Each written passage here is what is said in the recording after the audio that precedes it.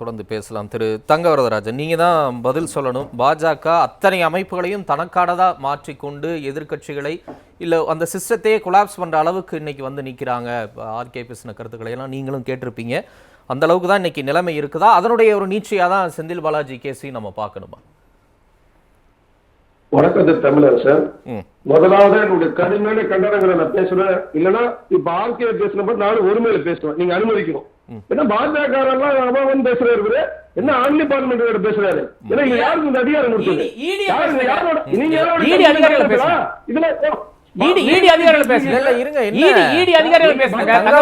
இதுல ஒரு நிமிஷம் இருங்க. அவர் பொதுவா ஈடியை சொல்லிதான் சொன்னாரு. இல்ல தனி ஒரு நிமிஷம், ஒரே நிமிஷம். இல்ல நீங்க உங்க கண்டனத்தை பதிவு பண்ணுங்க, எனக்கு எந்த பிரச்சனையும் இல்லை. அதற்கான இடம் இங்க இருக்கு.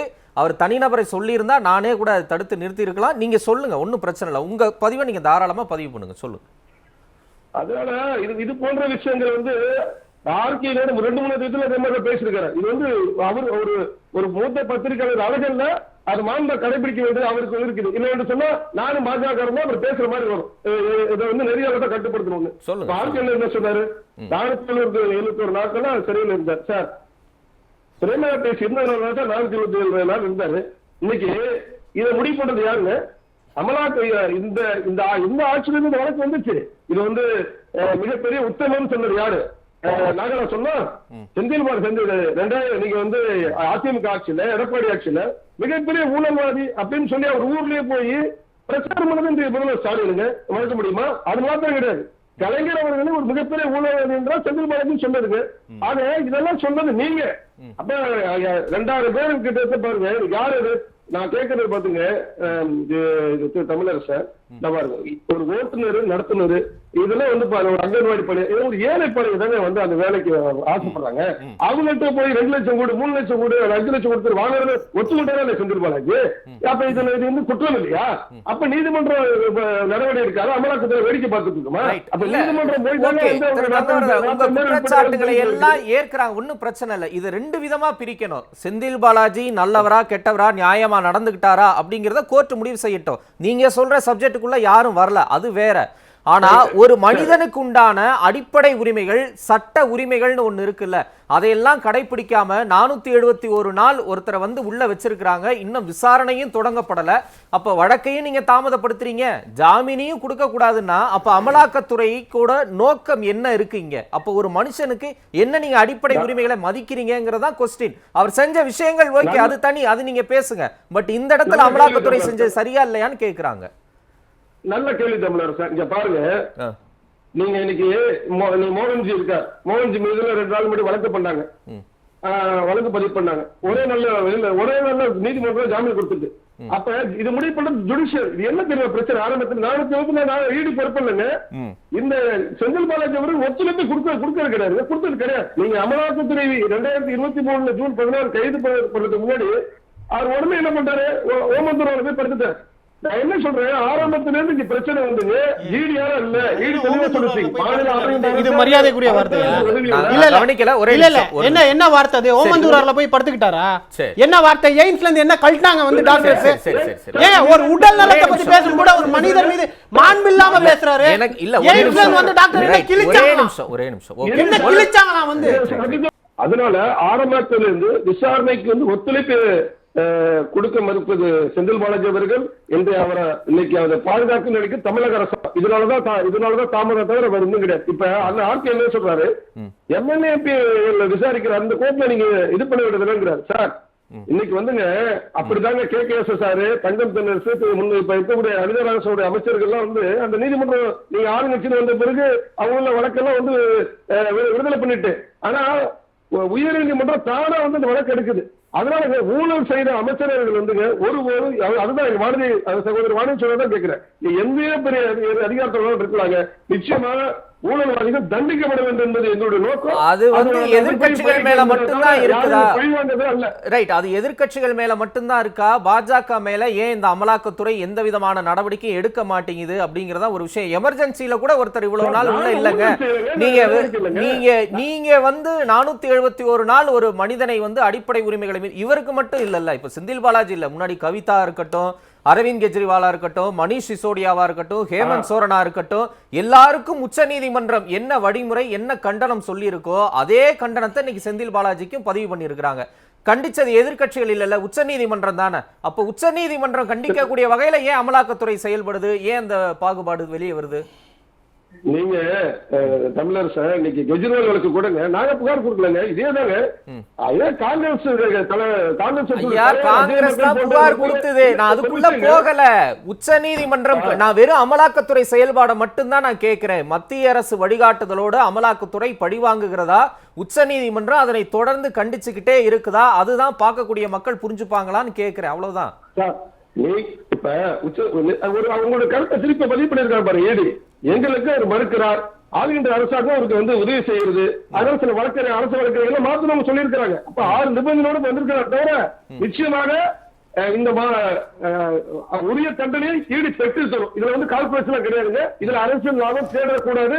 ஊழல் என்ற நோயை அகற்றப்பட வேண்டும். நீங்க பாஜக மேல பாஜக ஊழல் செய்யல, நடவடிக்கை இல்ல, நடவடிக்கை இல்லைன்னா நீங்க நீதிமன்றத்தில் போய் கூட கொடுக்கலாம். நீங்க இப்ப பல வழக்குகள் நம்ம செய்யறது வேற, இடி செய்யறது வேற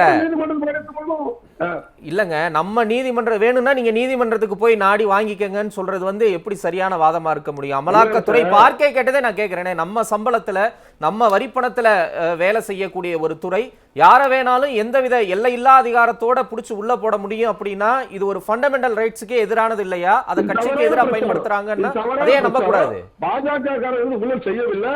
ஊழல் யார் செய்திருக்காங்களோ அவரை ஈடு செய்யுது. அவ்வளவுதான். தன்னாட்சி அமைப்பு செய்து அப்படிங்கிறப்ப சிகாத எங்கிட்ட ஜுரம் இருந்தாதாங்க ஊசி போட்டுக்க முடியும், ஜுரம் இருந்தாதாங்க மாத்திரை போட்டுக்க முடியும். அப்படி இல்லாம உங்களுக்கு நீங்க போட்டுக்க சொன்னா அது எப்படி சரியா இருக்க முடியும்? அது பொருந்தாத கேள்வியா நாங்க பாக்கிறோம். இப்ப கூட தானே கர்நாடகத்துல 42 லட்சம் புடிச்சிருக்காங்க. அங்க இருக்கக்கூடிய அவர் பேர் கூட என்னுடைய நினைவு சரினா விருப்பாக்ஷப்பான்னு நினைக்கிறேன். அவர் மேல எந்த நடவடிக்கை எடுத்திருக்காங்க என்ன அப்படிங்கிற கேள்வி கூட கேட்கிறாங்கல்ல. அப்ப அதெல்லாம் நீங்க சொல்லக்கூடிய நோய் இல்லையா? அதுக்கு ஊசி போட மாட்டாங்களா? ஊழல் நடந்திருக்காங்க பாருங்க சார். அதெல்லாம் பெரிய ஊழல் நடந்துட்டு முதலமைச்சர் இன்னைக்கு ராஜினாமா பண்ணாம இருக்கா. நாங்க போராடிட்டு இருக்கிறோங்க. அதாவது காங்கிரஸ் ஊழல் இருந்து பாருங்க. ஒரு மாநிலத்தில் ஆட்சி கொடுத்தா என்ன பண்றது? இன்னைக்கு மைசூர்ல ஊழல் தான் சாட்சி. வேற என்ன சாட்சி வேணும்? ரைட், தொடர்ந்து பேசலாம். திரு வரதராஜன், அரங்குல இருந்து நிறைய பட்டியல்கள் வருது, ஆர்கே தொடங்கி புகாரி வரைக்கும். நீங்க தான் பதில் சொல்லணும். ஆமா, அதாவது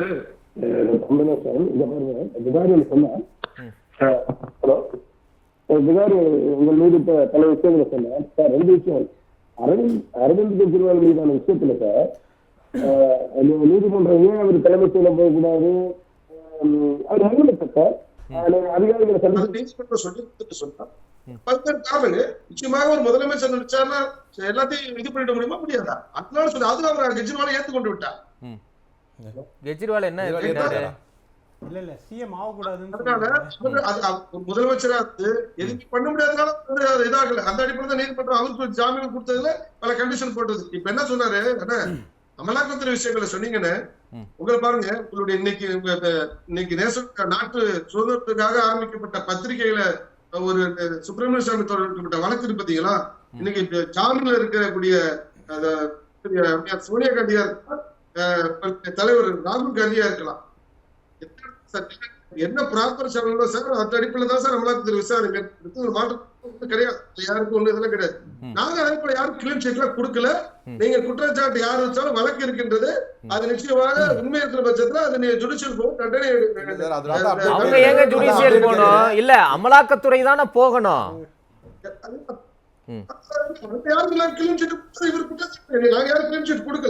அது ஜுடிஷியலா போகும்.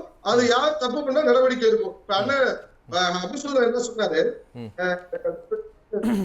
சார்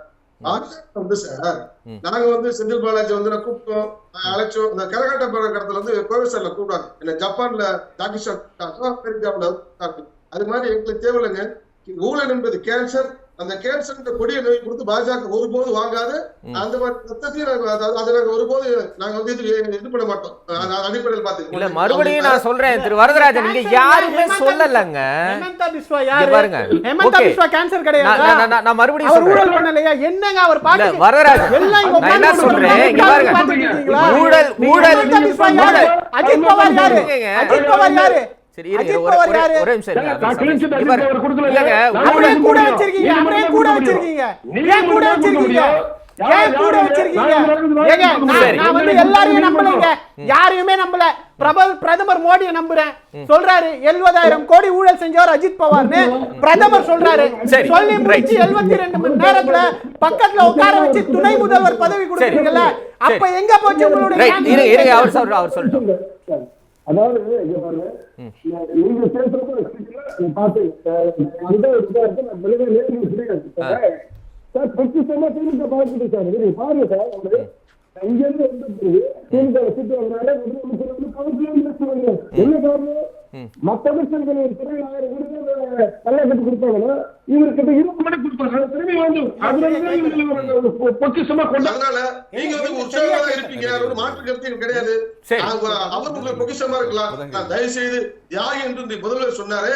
இது ஒரு ஊழல்வாதி, அதாவது ஊழல் குற்றச்சாட்டு வாழ் பேரெல்லாம் தியாகி சொன்னா இந்த நாட்டுடைய தியாகிகளை அவமானப்படுத்துவதை ஏற்றுக்கொள்ள முடியாது. சரி, ஓகே, அந்த சப்ஜெக்ட் பேசிருக்கோம். இன்னொரு ஒரு விஷயம், இப்ப செந்தில் பாலாஜி வருகையின் மூலமாக திமுக இன்னும் அதிகம் பலம் பெறும். குறிப்பா மேற்கு மண்டலத்துல கொங்கு பகுதிகளில் அதிகம் பலம் பெறும். இன்னும் அடுத்து சட்டமன்ற தேர்தலை எதிர்நோக்கி இருக்கக்கூடிய சூழல்ல அவங்களுக்கு அது சாதகமா இருக்குன்னு சொல்றாங்கல்ல, அதுக்கு உங்க பதில் சுருக்கமா? இல்ல, நிச்சயமாக மிகப்பெரிய பணபலம் சேர்த்து கொடுப்பார். கிட்டத்தட்ட அதிக நிதி பெற்றுக் கொடுக்க முடியாதா? அதே சமயத்தில்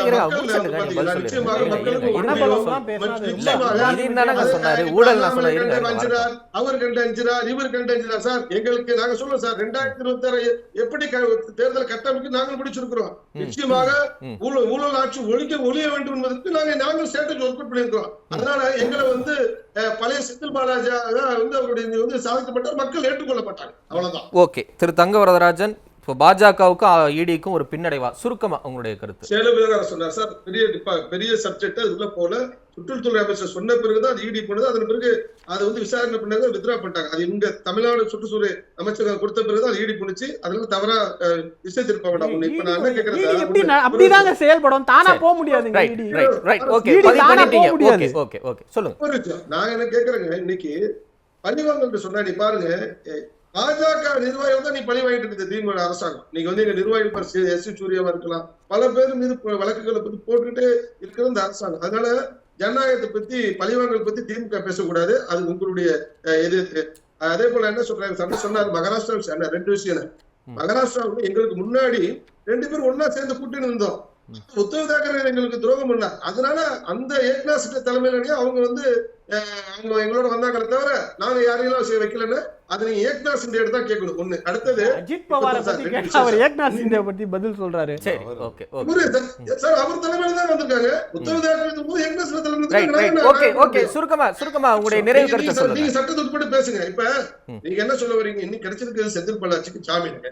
அதுல இன்னைக்கு வந்து நீதிமன்றம் வந்து ஐயோ நிரபராதிகள் தண்டனை கொடுக்கலங்க. நான் என்ன முகாந்திரம் இருந்ததுனால தாங்க அப்படி பார்த்தா அபிஷேகம் கேட்கிறேன். சவுக்கு சங்கர் ஜாமீன் வந்திருக்கிறாருங்க. அதே போல இவரு நம்முடைய இயக்குனர் மோகன் ஒரே நாள் வந்துட்டாருங்க. அப்பெல்லாம் அதுக்கெல்லாம் நீங்க என்ன சொல்ல வரீங்க? அதனால அப்படி வாதத்தை போவாதீங்க. ஒரு நிச்சயமாகங்க எங்களுக்கு வந்து தகவல் நாங்க கேள்விப்படுத்தவும் நிச்சயமாக செவ்வாய்க்கிழமை திருப்பி அவருக்கு அண்ணன் கூட சொன்னார் யாருக்கு நான் என்ன சொல்றேன், அதே மருத்துவ விசாரத்துறையும் அதே மத அமலாக்கத்துறை தான் கொடுப்பாங்கன்னு நினைக்கிறேன். ஏன்னு கேட்டா அவர் தான் சரியா இல்லாத செஞ்சு திமுக நிறைய கொடுப்பது. அதனால நிச்சயமாக அப்படிதான் ஒரு தவிர அவர் பணம் பெற முடியும். நிச்சயமாக மக்கள் பணம் பெற முடியாது. சரி, நன்றி. ஜனநாயக ரீதியாக நன்றி. மிகப்பெரிய பர்ஃபார்மன்ஸ் கொடுக்கும். சரி, நன்றி.